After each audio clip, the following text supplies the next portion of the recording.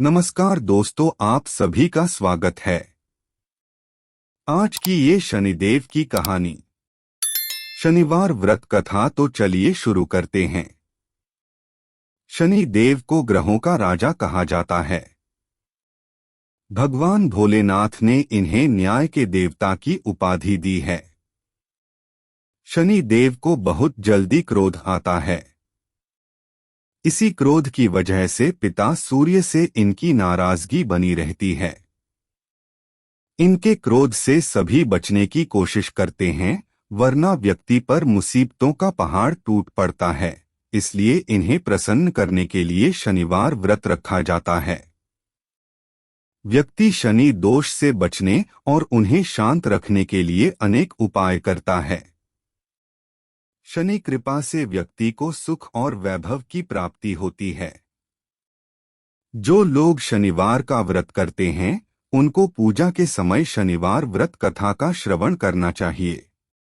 एक बार सभी 9 ग्रहों सूर्य, चंद्र, मंगल, बुध, बृहस्पति, शुक्र, शनि, राहु और केतु में बहस हो गई। कौन सबसे बड़ा है? आपस में लड़ने के बाद सभी देवराज इंद्र के पास पहुंच गए। इंद्र असमंजस की स्थिति में निर्णय नहीं दे पाए, परंतु उन्होंने सभी ग्रहों को सुझाव दिया कि पृथ्वी पर राजा विक्रमादित्य ही इसका फैसला कर सकते हैं, क्योंकि वो बहुत ही न्यायप्रिय राजा हैं। सभी पृथ्वी पर राजा विक्रमादित्य के पास गए और अपने आने का कारण बताया। राजा उनकी समस्या को सुनकर बहुत परेशान हो गए। उनका चिंतित होना लाजमी था, क्योंकि जिसको भी किसी से छोटा बताया तो वही गुस्सा कर जाएगा। राजा के काफी सोच विचार के बाद उन्हें एक उपाय सूझा। उन्होंने सुवर्ण, रजत, कांस्य, पीतल, सीसा, रांगा, जस्ता, अभ्रक और लौह से 9 सिंहासन का निर्माण करवाया। उन्हें उपयुक्त क्रम में रख दिया गया। सबसे निवेदन किया गया कि क्रमानुसार सिंहासन पर आसन ग्रहण करें। शर्त रखी गई कि जो सबसे अंतिम में सिंहासन पर आसन ग्रहण करेगा, वही सबसे छोटा माना जाएगा, जिसकी वजह से शनि देव सबसे बाद में आसन प्राप्त कर सके और सबसे छोटे कहलाए। क्रोध के आवेश में आकर शनिदेव ने सोचा कि राजा ने यह सब जानबूझकर किया है। कुपित होकर राजा से कहा कि राजा, तू मुझे नहीं जानता। सूर्य एक राशि में 1 महीना, चंद्रमा 2.25 महीने 2 दिन, मंगल 1.5 महीना, बृहस्पति 13 महीने, बुध और शुक्र 1-1 महीने विचरण करते हैं, लेकिन मैं 2.5 से 7.5 साल तक रहता हूँ। मैंने बड़े बड़े का विनाश किया है। श्री राम की 7.5 आने पर उन्हें जंगल जंगल भटकना पड़ा और रावण की आने पर लंका को बंदरों की सेना से परास्त होना पड़ा। क्रोधित शनिदेव ने राजा से कहा कि अब आपको सावधान रहने की जरूरत है। इतना कहकर शनिदेव कुपित अवस्था में वहां से चले गए। समय गुजरता गया और कालचक्र का पहिया घूमते हुए राजा की 7.5 आ ही गई। तब शनि देव घोड़ों का सौदागर बनकर राजा के राज्य में गए। उनके साथ अच्छे नस्ल के बहुत सारे घोड़े थे। जब राजा को सौदागर के घोड़ों का पता चला तो अश्वपाल को अच्छे घोड़े खरीदने के लिए भेजा। अश्वपाल ने कई अच्छे घोड़े खरीदे। इसके अलावा सौदागर ने उपहार स्वरूप एक सर्वोत्तम नस्ल के घोड़े को राजा की सवारी हेतु दिया। राजा विक्रमादित्य जैसे ही उस घोड़े पर बैठे वह सरपट वन की ओर भागने लगा। जंगल के अंदर पहुंचकर वह गायब हो गया। भूख प्यास की स्थिति में राजा जंगल में भटकते रहे। अचानक उन्हें एक ग्वाला दिखाई दिया, जिसने राजा की प्यास बुझाई। राजा ने प्रसन्नता में उसे अपनी अंगूठी देकर नगर की तरफ चले गए। वहां एक सेठ की दुकान पर पहुंचकर उन्होंने जल पिया और अपना नाम वीका बताया। भाग्यवश उस दिन सेठ की खूब आमदनी हुई।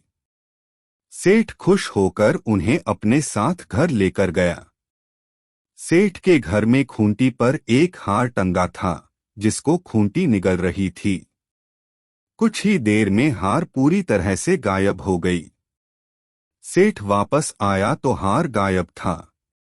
उसे लगा कि वीका ने ही उसे चुराया है। सेठ ने वीका को कोतवाल से पकड़वा दिया और दंड स्वरूप राजा ने उसे चोर समझकर उसके हाथ पैर कटवा दिया। अपंग अवस्था में उसे नगर के बाहर फेंक दिया गया। तभी वहां से एक तेली निकल रहा था, जिसको वीका पर दया आ गई। उसने वीका को अपनी गाड़ी में बैठा लिया। वीका अपनी जीभ से बैलों को हाँकने लगा। कुछ समय पश्चात राजा की शनि दशा समाप्त हो गई।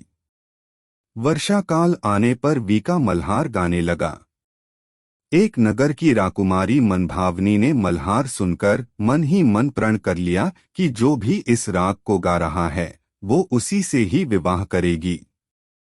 उन्होंने दासियों को खोजने के लिए भेजा, परंतु वापस आकर उन सभी ने बताया कि वह एक अपंग आदमी है।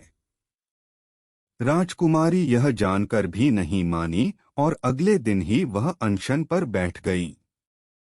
जब लाख समझाने पर राजकुमारी नहीं मानी, तब राजा ने उस तेली को बुलावा भेजा और वीका से विवाह की तैयारी करने के लिए कहा गया। वीका से राजकुमारी का विवाह हो गया। एक दिन वीका के स्वप्न में शनि देव ने आकर कहा कि देखा राजन, तुमने मुझे छोटा बताकर कितना दुख झेला है। राजा ने क्षमा मांगते हुए हाथ जोड़कर कहा कि हे शनि देव, जैसा दुख मुझे दिया है किसी और को ऐसा दुख मत देना। शनि देव इस विनती को मान गए और कहा कि मेरे व्रत और कथा से तुम्हारे सारे कष्ट दूर हो जाएंगे। जो भी नित्य मेरा ध्यान करेगा और चींटियों को आटा डालेगा, उसकी सारी मनोकामना पूर्ण हो जाएगी। शनि देव ने राजा को हाथ पैर भी वापस दिए। दूसरे दिन जब सुबह राजकुमारी की आंख खुली तो वह आश्चर्यचकित हो गई। वीका ने मनभावनी को बताया कि वह उज्जैन का राजा विक्रमादित्य है। मनभावनी खुशी से फूले नहीं समा रही थी। राजा और नगरवासी सभी अत्यंत प्रसन्न हुए। सेठ ने जब यह सुना तो वह पैरों पर गिरकर क्षमा मांगने लगा। राजा ने कहा कि यह सब शनि देव के कोप का प्रभाव था और इसमें किसी का कोई दोष नहीं है। सेठ ने निवेदन करते हुए कहा कि मुझे शांति तभी मिलेगी जब आप मेरे घर चलकर भोजन करेंगे। सेठ ने कई प्रकार के व्यंजनों से राजा का सत्कार किया। जब राजा भोजन कर रहे थे, तभी जो खूंटी हार निगल गई थी, वही अब उसे उगल रही थी। सेठ ने अनेक मोहरे देकर राजा का धन्यवाद किया और अपनी कन्या श्री कंवरी से पाणिग्रहण का निवेदन किया। राजा ने सहर्ष स्वीकार कर लिया। राजा अपनी दोनों रानियों मनभावनी और श्री कंवरी को लेकर उज्जैन नगरी लौट आए। सारे नगर में दीपमाला और खुशी मनाई। राजा ने घोषणा करते हुए कहा कि मैंने शनि देव को सबसे छोटा बताया था, लेकिन असल में वही सर्वोपरि हैं। तब से सारे राज्य में शनि देव की पूजा और कथा नियमित होने लगी। सारी प्रजा के बीच खुशी और आनंद का वातावरण बन गया। शनिदेव के व्रत की कथा को जो भी सुनता या पढ़ता है, उसके सारे दुख दूर हो जाते हैं। दोस्तों, अगर आपको ये शनिदेव शनिवार व्रत कथा की कहानी पसंद आई हो तो इसे अपने दोस्तों व रिश्तेदारों के साथ शेयर एंड सब्सक्राइब जरूर करें। हमें कमेंट करके जरूर बताएं। आपके कीमती समय के लिए धन्यवाद।